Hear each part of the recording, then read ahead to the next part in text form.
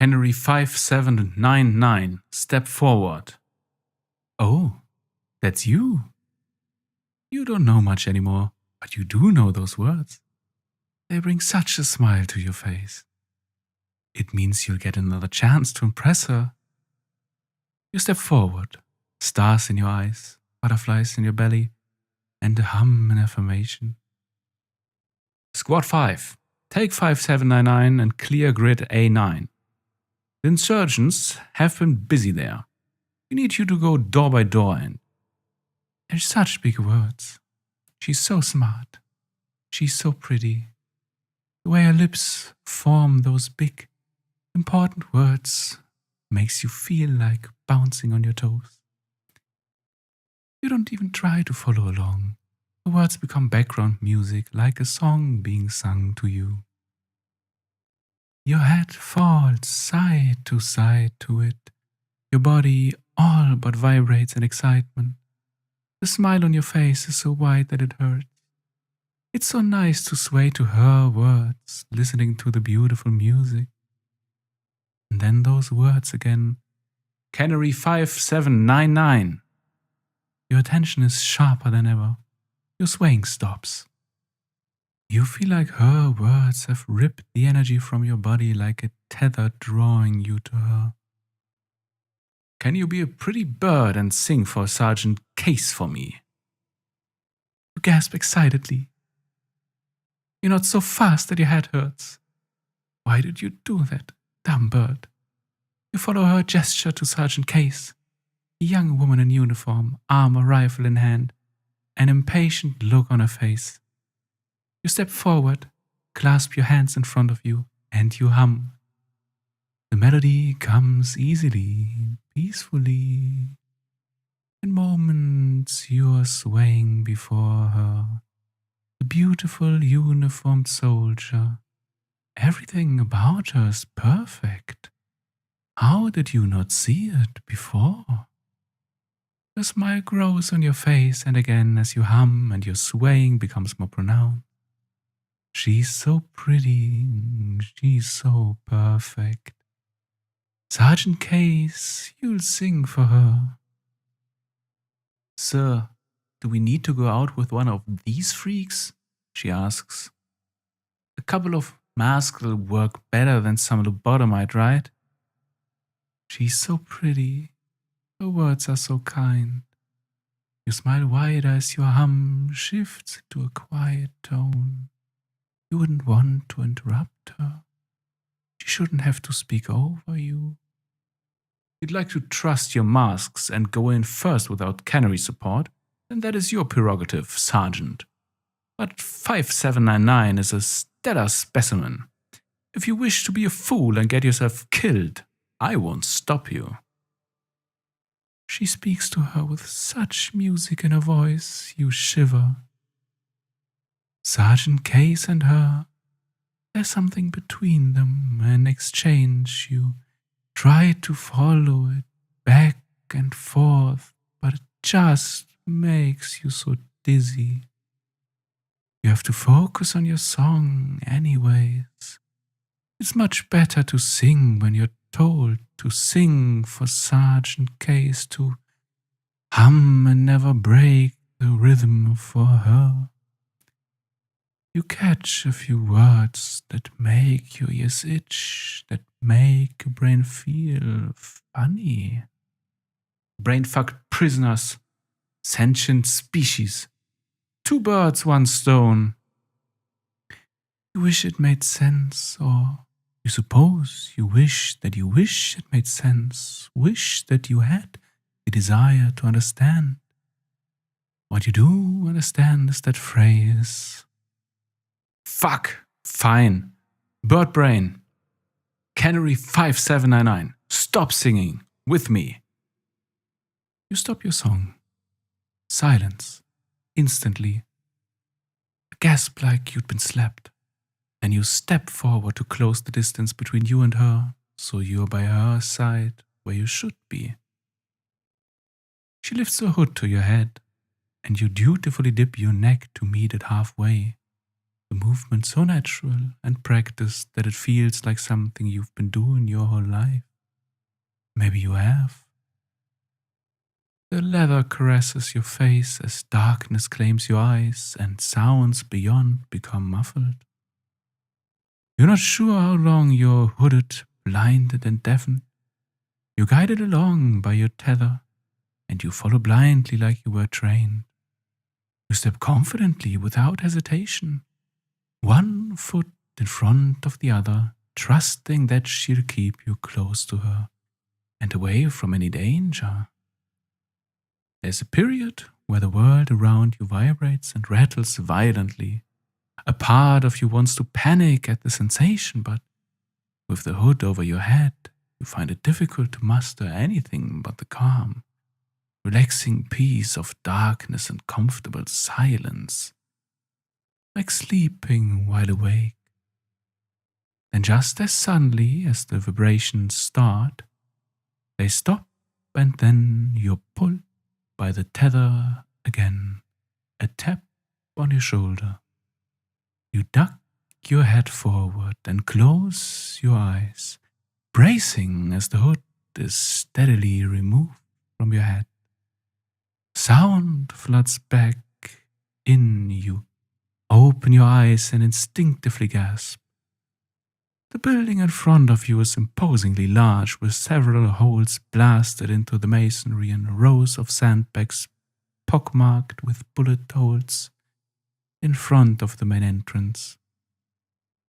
Bodies of people with street clothes and guns are strewn about, and the building flies a tattered flag you almost remember.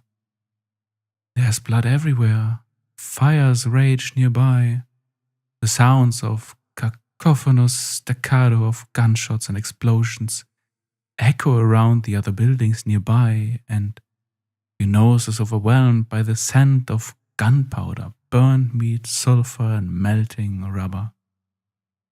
You want to puke. You hum nervously instead. Okay, let this get over with, she says as she steps towards the building, pulling your tether.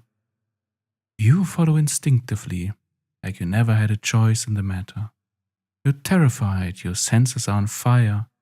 Everything in your body is telling you to run, to hide, to get away, but you follow. Canary 5799. Your head perks up, your attention narrows on her. And the dizzying array of sounds and scents fall away from you. She's so perfect. Everything about her is perfect. Begin operation. Clear this building. A mission? You grin. An excited chirp escapes your lips. A chance to earn her approval, a chance to earn her affection. If you did this well, maybe you'll even get some preening time back home. You live for the preening time, so how you live for the preening makes everything else worth it when you get to go back and be rewarded by her. Turn to the building and bounce on the balls of your feet. You want to run, you want to go, you want to do a good job and get a reward. But your tether is still there and you're not allowed to go until it's released. You have to be a good bird. You need to stay right there and wait. Click. The tether is released from your harness and you practically leap off the ground in excitement. Run past the bodies and the burning piles of rubble, circumvent the lines of damaged sandbags and dash through the pools of blood like a kid running through puddles with sheer glee. You bound up the steps 3 at a time, rush up to the door, humming and chirping in excitement with each step that pushes air out of your lungs, until you finally get to the top in a breathlessly excited heap and burst through the door with nothing in your mind but the excitement of it all. The inside of the building fares no better than the outside. Bodies, bullet holes, rubble, not important to you though.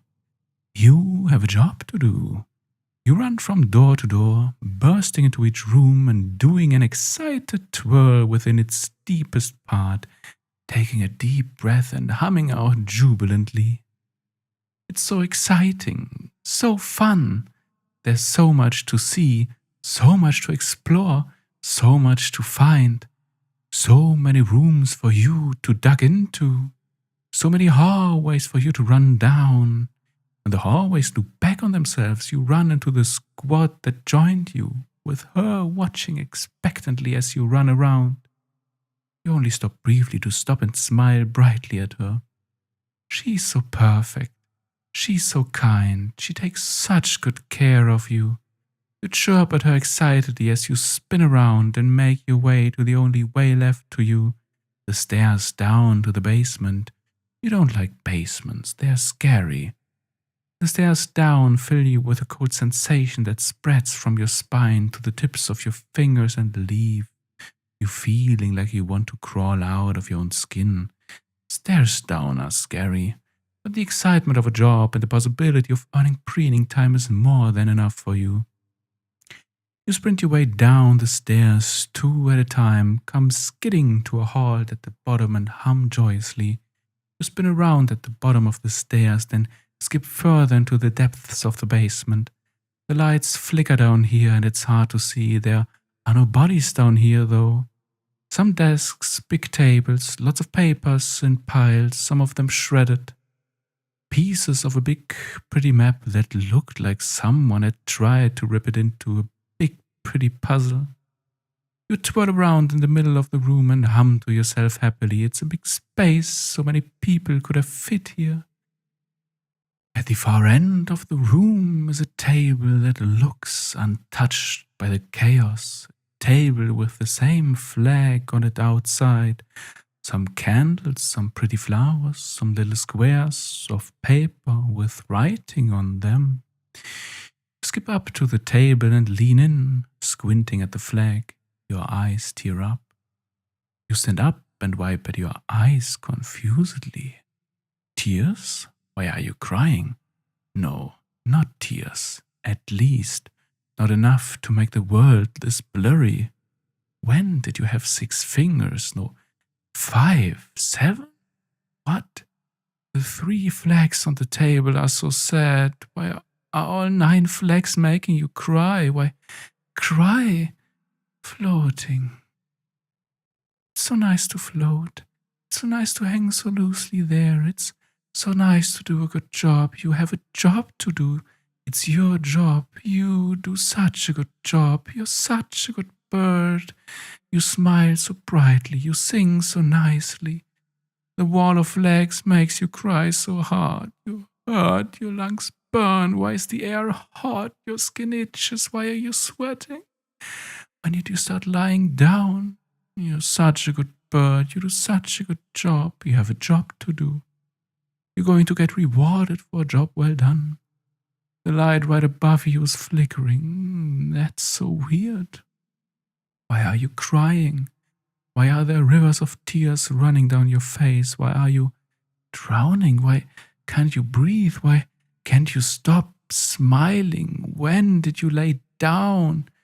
You're such a good bird. You do such a good job.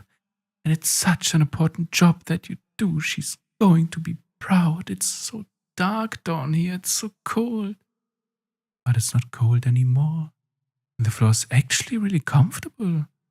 The light above you is flickering and getting dimmer. The air burns. Your lungs itch. The light above you is really kind of more of a hazy glow, blinking slowly in and out. You're such a good bird. You do such a good job. You have such an important job. You love doing your job. You're such a good bird. You do such a good job. You have such an important job. You've earned a nap, right? When you wake up, she'll reward you. She'll tell you you're such a good bird.